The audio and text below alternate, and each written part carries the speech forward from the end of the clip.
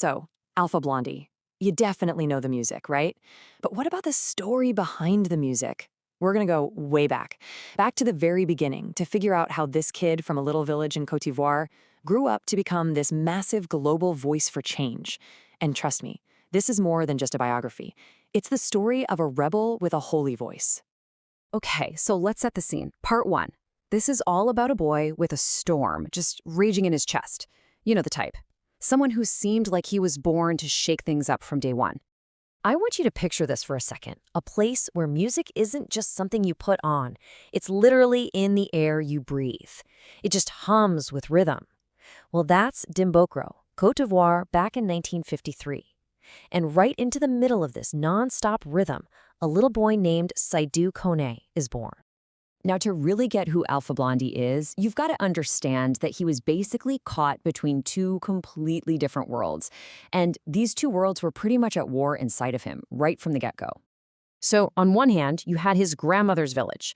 This was a place just steeped in ancient Mande stories, deep spiritual traditions, everything that connected him to who he really was, to his soul. But then, on the other hand, there was the city, and that meant rigid French schools that were designed to do the exact opposite, to try and tame him, to mold him into something else entirely. But here's the thing about Seydou Kone.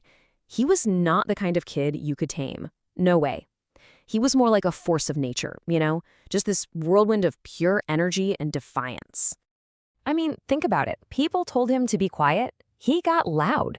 They told him to just accept things. He got curious. They told him to obey. He got stubborn. And when they wanted him to conform, well, he just got wild. This wasn't some teenage phase, you guys. This was his very core.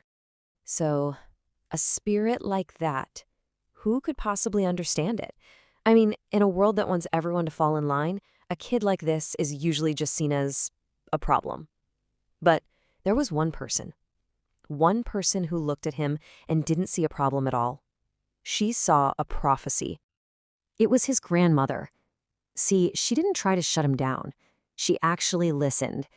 And in that loud, rebellious voice of his, she heard something else.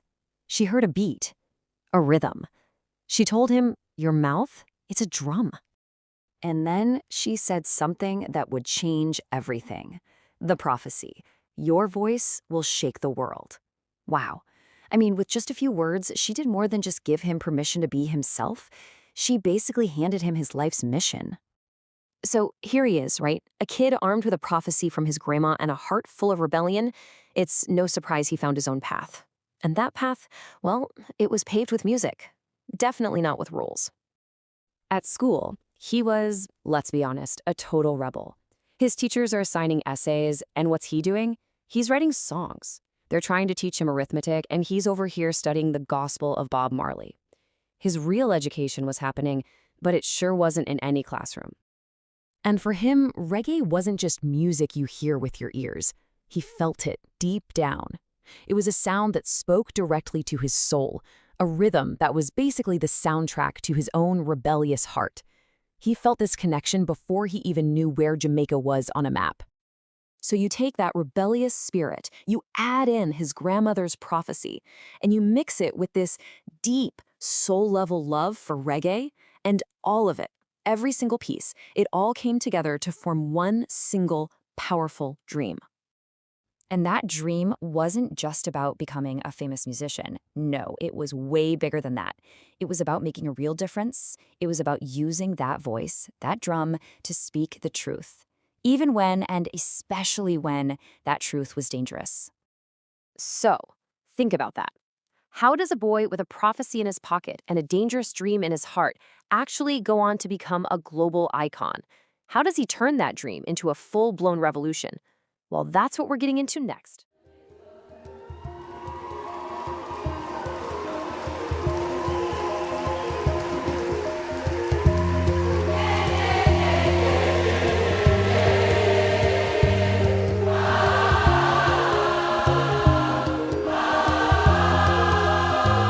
Ils ont partagé le monde, rien ne m'étonne, rien ne m'étonne, rien ne m'étonne. Ils ont partagé le monde, rien ne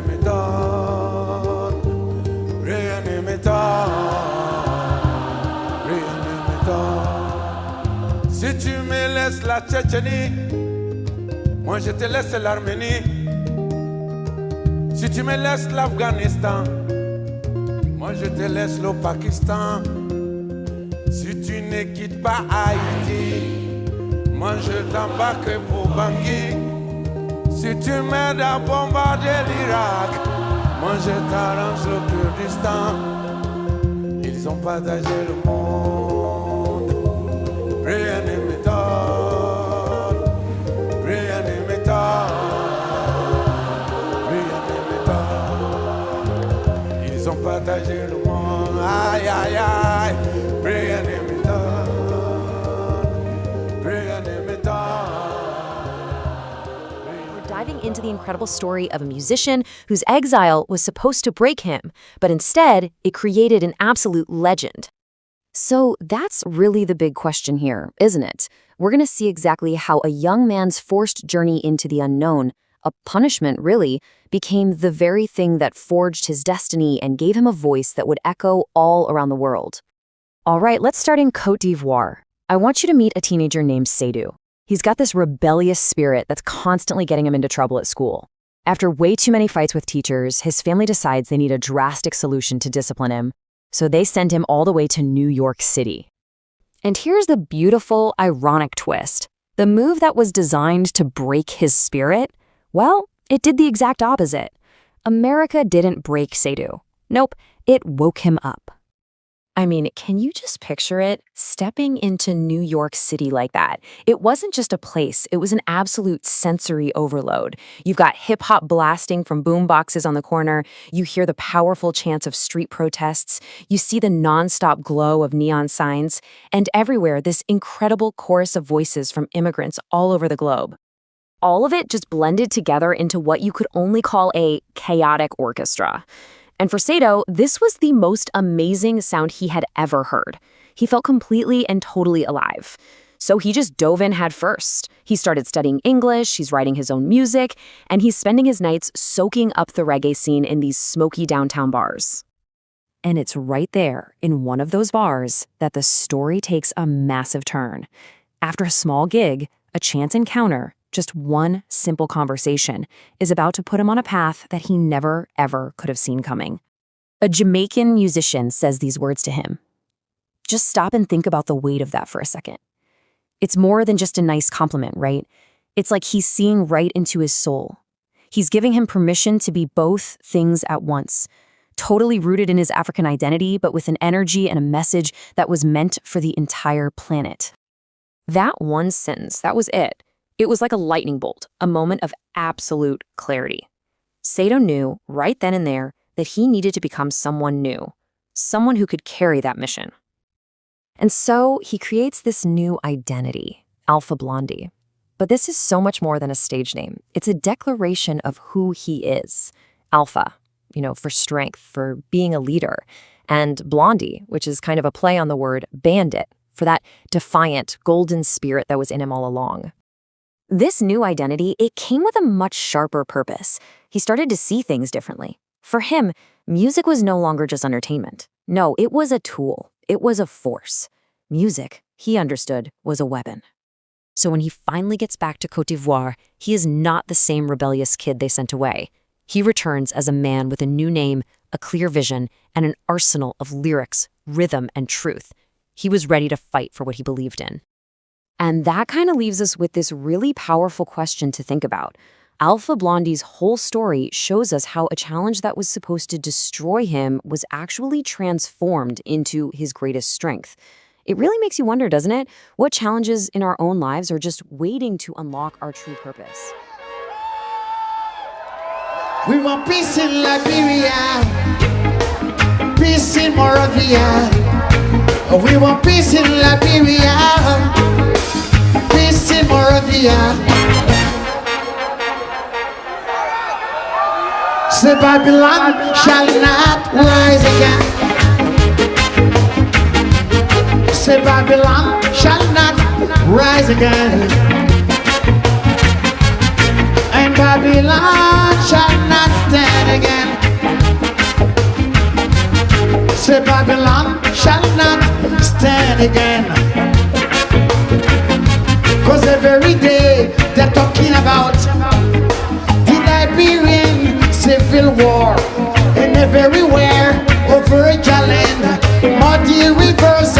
blood, oh Lord.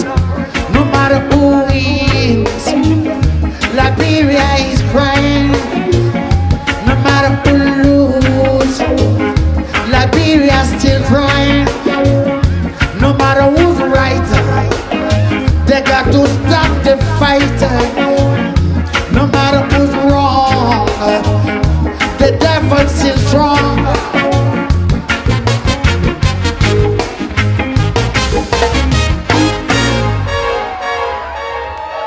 We want peace in Côte d'Ivoire, peace in Congo. We want peace in Boaké. He didn't just write songs, he forged weapons out of them. This is the story of Alpha Blondy, a man whose life is just this incredible testament to rebellion, to unity, and to some really profound personal transformation. And no, that's not an exaggeration. When Alpha Blondy finally arrived on the music scene, it wasn't some quiet entrance. It was a storm. This one line really captures the shockwave he sent through his home country, and pretty soon, the rest of the world. So how did it all kick off? Well, it starts when he returns home to Côte d'Ivoire. He comes back with a sound and, just as important, a message that was going to define his entire career and, directly challenge the powers that be. And this blend, this was everything. See, it wasn't just reggae. He was weaving the rhythms of his homeland, that pulse of African percussion, right into the heartbeat of reggae. And then on top of all that, he laid these deeply spiritual and political messages. It was something totally new, and it was absolutely electric. And this is the song that lit the fuse. Brigadier Sabari. This wasn't some abstract political idea he was singing about. No, this was personal, super personal. He had been beaten by the police himself, and he poured all of that rage, all of that injustice, straight into the music.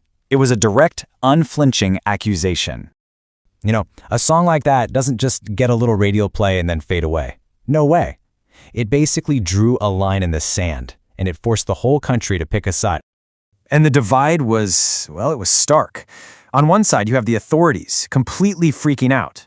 They ban his music from the radio because they're terrified it's going to start a rebellion. But on the other side, the youth, they heard a hero. They heard someone finally giving a voice to everything they were feeling. They absolutely worshipped him. And here's why this was such a huge deal. He completely shattered the silence. I mean, think about it. In a society where people are afraid to speak out, Alpha Blondy grabs a microphone and just shouts it from the rooftops. He took all the private whispers and turned them into this massive public anthem. That is a powerful and very dangerous thing to do. But here's the thing. Alpha Blondy wasn't thinking small. His message wasn't just for his own country. He had a much, much bigger vision, one that saw right past borders and aimed to unite, well, all of humanity. And his commitment to this vision, it was just extraordinary. I mean, get this. He sang in his native Diola. He sang in French, in the global language of English. And then, and this is incredible, he sang in both Hebrew and Arabic, the languages of one of the world's deepest conflicts. He was making such a profound statement with every single verse. And here's the why behind it all. For him, learning and singing in someone else's language was the ultimate act of respect. It was the very first step toward understanding, toward unity. He wasn't just talking about unity. He was out there building it, note by note, word by word. And the stuff he was singing about, man, he did not pull any punches. Corruption in governments, the absolute senselessness of war, the fight against injustice, the complexities of religion, and the desperate search for peace. He never ever shied away from the tough stuff. So when you've got that kind of fearless approach, and you combine it with his insane musical talent, you're not going to stay a local hero for long. His journey was destined for a global stage, taking him from the streets of Abidjan all the way to Jerusalem and beyond. And this album, Jerusalem, this was the tipping point. It was this powerful call for peace between Judaism, Islam, and Christianity, and it just resonated with people everywhere. It's what launched him into true international startup. And if you needed any more proof of his reggae credentials, check this out. He recorded with the Wailers. Yeah, the Wailers, the legendary band that backed Bob Marley himself. This was more than just a cool collaboration. It was like a passing of the torch. It was an endorsement from the absolute heart of reggae royalty. You have to picture him on stage. He was a force of nature. His live shows weren't just musical performances, they were more like rallies, these massive gatherings. They were just filled with this raw, rebellious energy that was totally infectious. But as is so often the case, the man who projected so much strength and fearlessness on stage, well, he was fighting some really intense private battles when the spotlight was off. Yep, behind all the cheering crowds, behind those powerful anthems, a very different story was unfolding. The pressure of being the voice for the voiceless, of being a symbol of rebellion, it really started to take its toll. He was dealing with some incredibly heavy stuff. We're talking about these crushing waves of depression. He was wrestling with his own spiritual beliefs, and he was just getting so deeply frustrated with how slow and sometimes impossible political change felt. The weight of the world he was trying to fix was heavy. And you know, that kind of pressure, it could easily break a person. But for Alpha Blondy, these struggles didn't lead to an end. For him, they led to a kind of rebirth. He channeled all that pain, all that conflict, not into despair, but right back into his art. These inner storms, they just carved new depths into his character, into his perspective. They made him more than just a rebel. They turned him into a philosopher.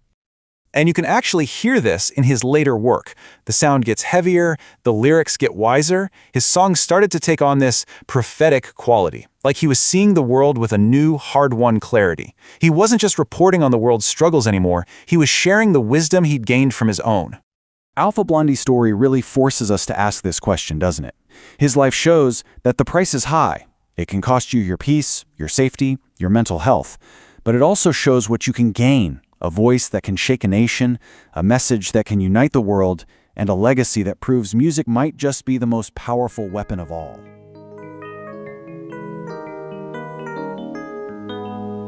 Baruch Ata Adonai.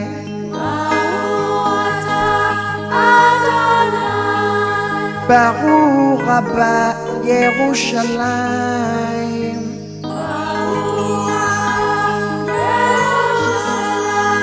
Baruch Ata Adonai.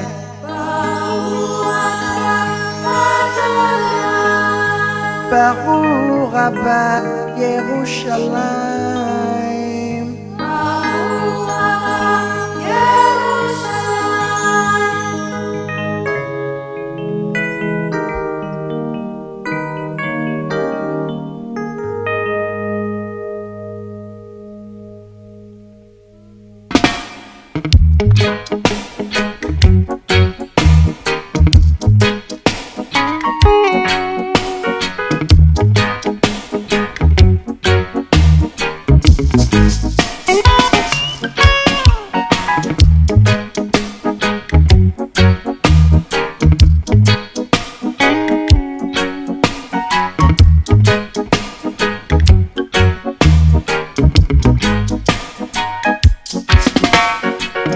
From the Bible to the Quran, revelation in Jerusalem, Shalom, Salam Alaikum.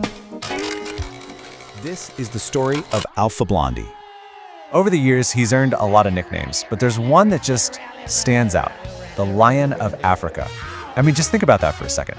That's a title that suggests strength, royalty, and a spirit that just refuses to be tamed. And that's really the big question here, isn't it? This isn't a story about selling records or packing stadiums. No, it's about something way more profound.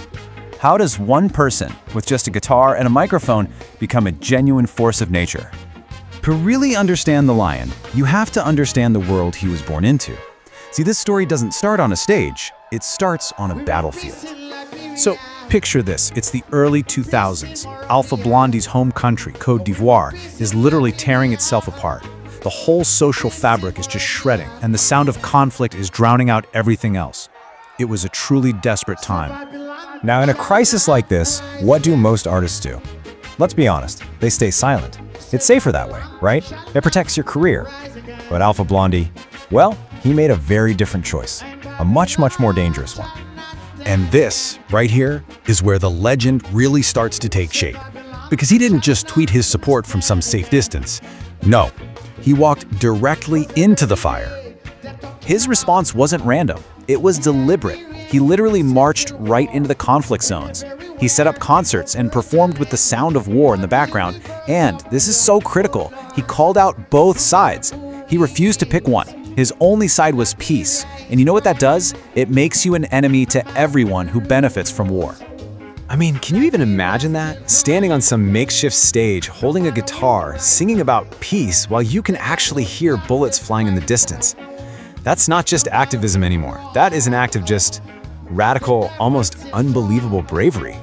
He took all that courage and poured it into his music. He released a song called Guerre Civile, which just means civil war. And it wasn't just a hit song. It became the anthem for a whole generation that was desperate for the violence to just stop. It was the soundtrack to a nation's broken heart. So what happens when an artist risks absolutely everything like this? Well, they stop being just a musician, they become a symbol. And he started earning titles not from record labels, but from the people on the street. First, they called him the Rebel. Why? Because he rebelled against the silence, against the violence, against the expectation that he should just shut up and play his music. And then it got deeper. They started calling him the Prophet, because his lyrics weren't just describing what was happening. They were warnings, they were pleas. They were these visions of a peaceful future that felt almost impossible at the time. And there it is, the Lion of Africa. For his roar of defiance in the face of all that war, for his fierce protection of the idea of unity, the name, it just fit perfectly. But, you know, maybe this is the title that captures it all. It's simple, it's direct, and it's so powerful. His instrument wasn't just for making melodies, it was his tool for building peace. The peacemaker with a guitar. His impact went way beyond just entertainment. It moved into this whole other realm, you could almost call it spiritual. A force that could actually heal and unite people in a way that politics just couldn't. What an amazing way to sum up his journey, right?